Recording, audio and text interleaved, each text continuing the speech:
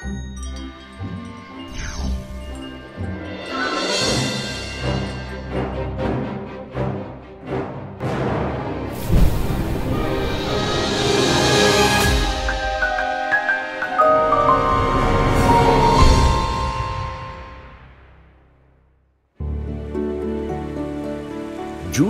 երկրի բարգավաճման գրավականն է,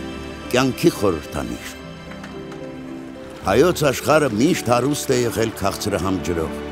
ինչի համար նրան հնում անվանել են Նայիրի, գետերի, ջրերի, առուների երկիր։ Սակայն այդ ջուրը դեռ պետք էր հասցնել մարդկանց տները ու այգիները։ Պետք էին ջրանցքներ, ջրատարներ, ջրամբարներ։ Հնում դա կարող էին անել միայն արքաները, քանի որ դրա համար պետք էին հսկայական միջոցներ, բազմաթիվ հմուտ շինարարներ և խորը գիտելիքներ բազմաթիվ ոլորտներում։ Որքան լավ էր զարգացած երկրի ջրամատակարարումը, այնքան հզոր էր հայոց պետությունը։ Մեզ հայտնի ամենահին ու ամենաերկար ջրանցքներից մեկը Քրիստոսից առաջ 8-րդ դարում կառուցել է Մենուա արքան։ Նա ոչ թե քաղաքը կառուցեց գետի ջրի մոտ, ինչպես ընդունված էր հնում, այլ հակառակը, քաղցրահամ ջուրը բերեց հասցրեց քաղաք, Վանի թագավորության մայրաքաղաք Դուշպա։ Ջրի ճանապարհին հանդիպած ժայռերը փորվում էին, տեղ-տեղ անգամ թունել էր բացվում, ձորերի վրայով կառուցվում էին ջրանցույցներ, ակվեդուկներ, որոնք հին Հռոմում տարածվեցին միայն դարեր անց։ Վարպետները ջրանցքի հատակն այնքան լավ էին մշակել, որ հնարավոր չէր անգամ մեկ փոքրիկ քար փոկել։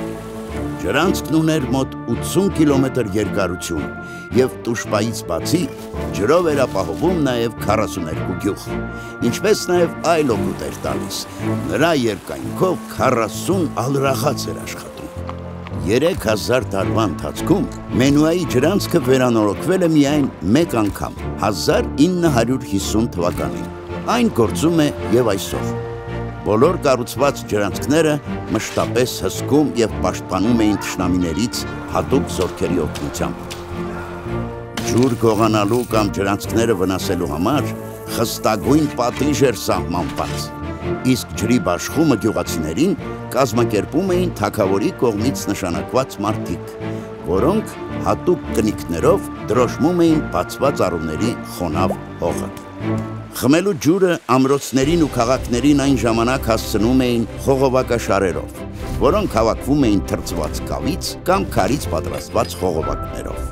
Այդպիսի ջրատար Գառնիից մինչև Էրեբունի անցկացրեց նաև Մենուայի որդին, Արգիշտի արքան, իսկ ամրոցի մոտ կառուցեց ջրամբար, որն այսօր էլ կա և հայտնի է մեզ Վարդավառի լճակ անունով։ Խմելու ջուրը միշտ եղել է իսկական հարստություն, այսօր այն նավթից էլ թանկ է, և Հայաստանը, որը քաղցրահամ ջրի հսկայական պաշարներ ունի, իրոք շատ հարուստ երկիր է։ Մենք հպարտանում ենք մեր ջրի բացառիկ համով և բարձր որակով, բայց համեղ հայկական ջուրը վայելելիս մենք պետք է նաև ճանաչենք ու հարգանքով հիշենք բոլոր մեր արքաներին և շինարարներին, որոնք բազում դարերի ընթացքում հարթում էին հայոց աշխարհի կենարար ջրի ճամփան դեպի ամեն հայի տունը։